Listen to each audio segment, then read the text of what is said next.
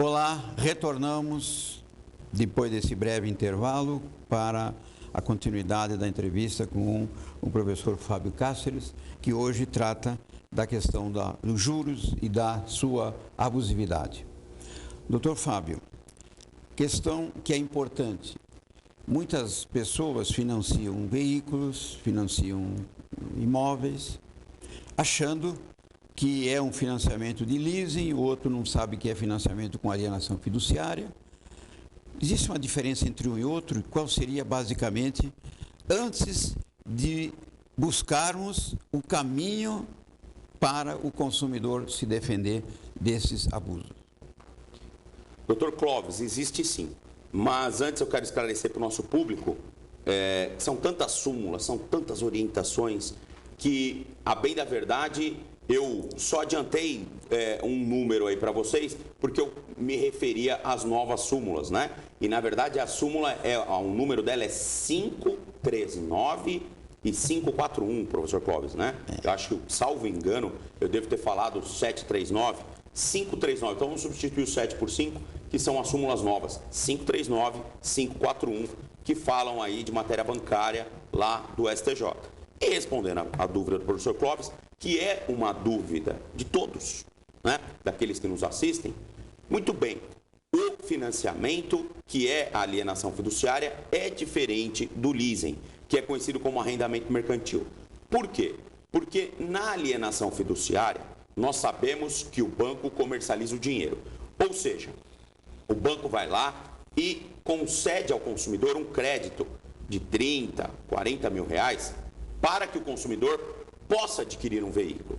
E o veículo adquirido pelo consumidor se transforma numa garantia para esse contrato de concessão de crédito. De maneira que, se o consumidor não pagar, por alguma razão, aquele financiamento, a lei que regula essa regra, que é um decreto muito antigo, Decreto 911 de 1969, ele diz que o banco se consolida na propriedade desse veículo e é por isso que o banco vai lá na justiça e ajuiza uma ação de busca e apreensão. Ou seja, ele vai lá e mostra para o juiz que o veículo foi dado em garantia, que não houve o pagamento, e ele vai lá e busca e apreende esse veículo. Só que o que acontece?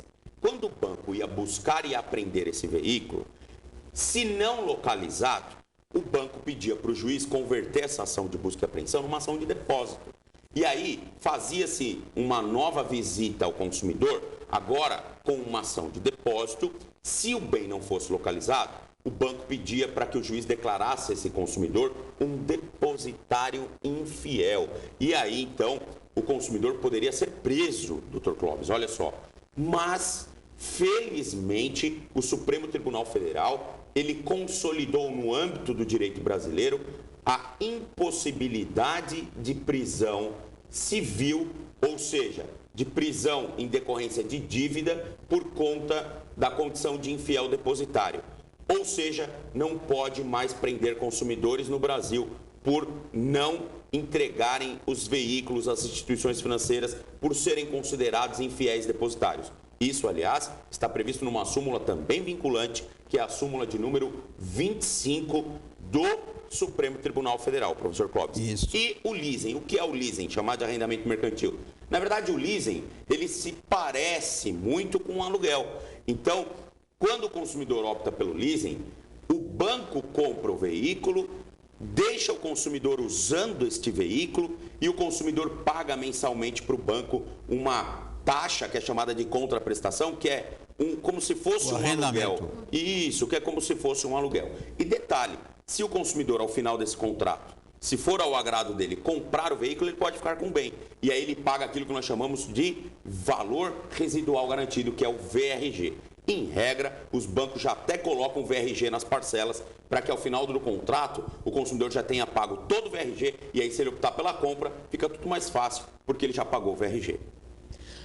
Doutor Fábio, o que eu observei, então, é que a expressão agora muda. Nós passamos a falar, então, em consumidor.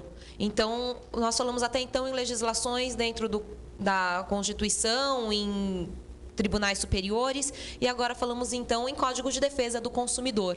Então, como defender esse consumidor desses contratos, ou do leasing ou do arrendamento mercantil? Eu tenho certeza que é a resposta esperada por centenas de telespectadores que estão nos assistindo. Com certeza, professor Clóvis.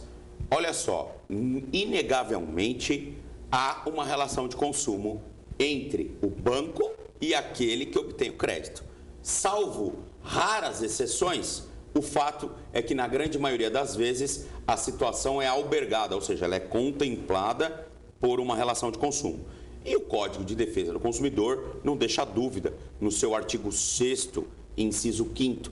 Ele diz o seguinte: é direito básico do consumidor. Está lá no artigo 6º. Aí está lá no inciso 5º o seguinte: modificar uma cláusula contratual abusiva ou que coloque o consumidor em desvantagem manifestamente exagerada.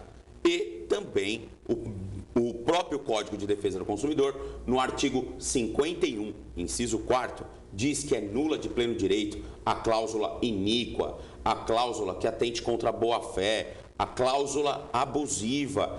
Enfim, eu entendo que, com base nesses mecanismos, é possível discutir esses contratos bancários.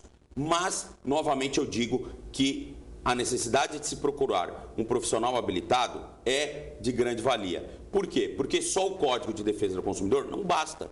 E eu vou te dizer o porquê, doutora, professora Tatiana, por uma razão muito simples. Código é lei, sim ou não? É uma lei. E o STJ sabe que essa lei se aplica aos bancos. E nem por isso ele deixou de editar a súmula 539, que fala que pode cobrar juros capitalizados. Ele editou uma outra súmula, que é a 541, que fala que o banco pode cobrar a taxa efetiva de juros, não a nominal. Porque quando você pega o contrato, você vai ver que tem duas lá, né? Tá lá assim, juros mensais. Aí tá lá, nominal, 2%. Efetiva, 2,37%. A efetiva é sempre um pouquinho maior. E o STJ entende que, se o banco informar a taxa mensal e a taxa anual, ele pode cobrar a efetiva, porque, em regra, a taxa anual supera 12 vezes a taxa mensal. Então, ele pode cobrar a efetiva. A minha dica inclusive para os advogados que atuam nessa área, é a seguinte: estude os aspectos de constitucionalidade das leis que autorizam os bancos a cobrarem juros sobre juros. Por quê? Porque, se você pegar as leis que autorizam, vou te dar um exemplo. Nós temos a Lei 10.931 de 2004, Lei 10.931 de 2004, que é a lei que fala da cédula de crédito bancário. Então, essa lei, no artigo 28, autoriza os bancos a cobrarem juros sobre juros. Aí você fala: pô, professor, mas está na lei, como que eu vou discutir? Pois é, essa lei 10.931 de 2004, que é a lei da cédula de crédito bancário, é uma lei ordinária. A Constituição de 88 diz que tem que ser lei complementar. Nós temos também uma medida provisória, que inclusive foi usada pelo Superior Tribunal de Justiça na edição da súmula 539, que é a medida provisória 2.170-36 de 2001. Essa medida provisória, no seu artigo 5º, diz que os bancos podem cobrar juros sobre juros. Ora, essa medida provisória também é inconstitucional, por duas razões. Primeiro, porque é uma medida provisória e a Constituição diz que o sistema tem que ser regulado no artigo 192 por lei complementar. E a segunda razão é que nós sabemos, né, professor Clóvis, todos os profissionais do direito sabem que, quando a Constituição reserva uma matéria à lei complementar, não pode haver edição de medida provisória. Por quê? Porque a Constituição proíbe. Você vai lá, faz uma visita ao artigo 62 da Constituição Federal, que fala das medidas provisórias. Lá no artigo 62, no parágrafo 1º, ele diz assim: olha, é proibido editar medida provisória. Aí no inciso 3º você encontra assim: com matéria reservada à lei complementar. Ora, se o 192 diz que a matéria é reservada à lei complementar, quem é o presidente da República? E é importante esclarecer que, na época, era o Fernando Henrique Cardoso. Quem era o presidente da República para editar uma medida provisória autorizando os bancos a cobrarem juros sobre juros? Então, imagino que há armas para reduzir o financiamento do seu veículo, reduzir o financiamento do seu imóvel. Há armas. Se não houvesse, eu não estaria aqui. Agora, tem que saber trabalhar com as ferramentas.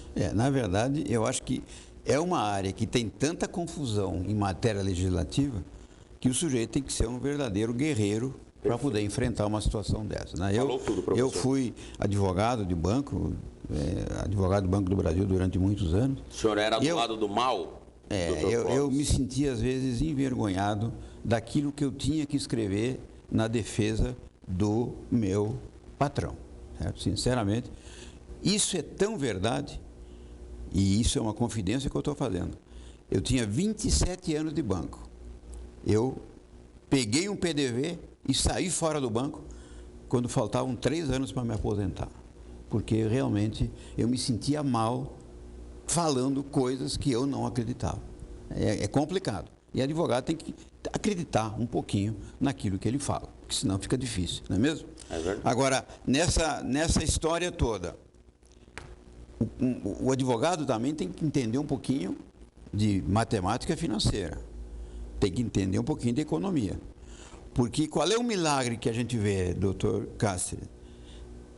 Juros, 3%. E no final, esse juro vira 100 e tantos por cento. Né? Porque esse juro sobre juro, essa capitalização, vai indo, chega... Hoje nós estamos vendo aí no mercado, falando em cheque especial, com juro de 230% ao ano. Mais de 300 esse mês bateu para cheque especial os juros. Quer dizer, é uma coisa totalmente absurda.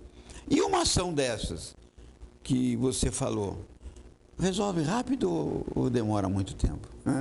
Pergunta fácil de você responder. Essa é fácil, né? Olha só,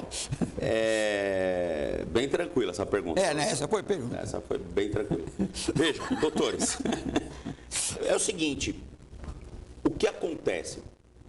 De fato, o profissional tem que compreender mecanismos da matemática financeira. Vejam como o direito é uma ciência complexa. Por quê? Porque ele convive e ele deve se harmonizar com outras ciências. O direito, ele convive com medicina, ele convive com biologia, ele convive com engenharia e ele convive com matemática. Então, o profissional do direito, ele precisa ter uma percepção dessas ciências vizinhas para que ele possa desempenhar com excelência o seu trabalho. E o que acontece na matemática financeira? A matemática financeira, ela diz que a cobrança de juros pode se dar de duas maneiras. Ela pode ser de uma maneira simples, ou seja, a fórmula matemática, ela age com uma precisão cirúrgica, não deixando com que os juros contamine a dívida, de maneira que ele não incida sobre ele mesmo. Só que existe uma outra maneira de se cobrar juros na matemática financeira, que é chamada de juros compostos. O que são juros compostos? São juros que incidem sobre uma dívida que tem juros, ou seja, a cobrança de juros sobre juros, que é o que nós, profissionais do direito, chamamos de anatocismo. Professor, com toda a sinceridade do mundo, eu ouso dizer que isso é praticamente um DNA. 99,9% dos bancos cobram juros compostos nas concessões de crédito. Ou seja, cobram juros sobre juros e aí o consumidor, então, se perde na dívida. Eu costumo dizer que alguns consumidores já estão numa situação que nós chamamos de superendividamento. O que é o superendividamento? É a dívida impagável. É aquela dívida que, se você pegar 100% do seu suado salarinho e entregar na mão do banco, você morre e não quita seu débito. Ou seja, é a dívida impossível de ser quitada, porque ela já atinge patamares estratosféricos, professor Clóvis. Então, de fato, é complicado, mas, repito, tem solução. Dr. Fábio Cáceres, creio que o telespectador sai muito satisfeito do programa de hoje e vai chover e-mail para o senhor estar respondendo e esclarecendo outras dúvidas. Mas, infelizmente, nosso tempo já foi, né? Passa muito rápido. Já encerramos o nosso domingo aqui, né? Na terça-feira o pessoal já está falando assim, já preciso ir para o trabalho e não tem mais condições da gente estar, né, fazendo nenhuma pergunta. E eu tinha uma fantástica para fazer com relação à dívida. Né? Se eu já entrei, não consegui pagar... Né? Como é que ia? O doutor Fábio vai voltar. Mas o doutor Fábio vai ter que voltar, porque convidado. eu tenho dúvidas ainda. Inclusive, agradeço muito o carinho, né, da doutora Tatiana, do doutor Clóvis, que são amigos professores também de direito. Agradeço muito o carinho de vocês e não vou me despedir sem antes responder a pergunta do professor Clóvis. Quanto tempo demora esses processos? Vejam algo que nem Jesus Cristo sabe. Né? É a única coisa que Jesus não pode nos ajudar é o tempo que demora um processo na justiça brasileira. 4, 5 anos, provavelmente. Para mais, dependendo onde... Dependendo, exatamente. Doutor Clóvis, né? Foi um prazer compartilhar o programa com o senhor. Doutor Fábio Cáceres, muito obrigada. Eu é que agradeço pelo carinho. Fico extremamente lisonjeada com a sua presença no programa. Você, telespectador da TV Destaque, tem vontade de reassistir o programa? www.proleges.com.br. Dúvidas para o professor Fábio? Entra lá, direitosedeveres.tvdestaque@proleges.com.br. Ou então, indique para algum colega assistir terça-feira, às 7h30 da manhã, a reprise. Foi um prazer estar com vocês. Muito obrigada. Até mais.